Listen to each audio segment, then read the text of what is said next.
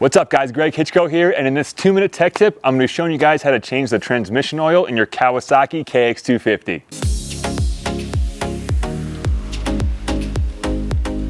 First things first, let's gather up some tools. You'll need a drain pan, some rubber gloves, a 14mm socket, a rag, 10W40 oil. For this bike, I recommend using Maxima MTL transmission lube, a ratio right cup, and a funnel.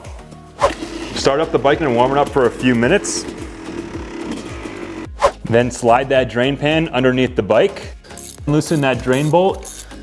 Make sure to remove the filler cap as well. Once the oil is done draining, clean the drain bolt and underneath the engine where the drain bolt goes in. Go ahead and replace that drain bolt, making sure not to over tighten it or you could risk stripping the threads. Take your Maxima MTL transmission lube and fill up the ratio right cup first to the 500cc mark. Pour that into the bike using the funnel. We'll then fill it up to the 350cc mark and use the funnel again to pour that remaining amount into the bike. After you're done filling, go ahead and replace the cap. Then the final thing we have left is to check the level on the oil. Start up the bike again and warm it up for a few minutes.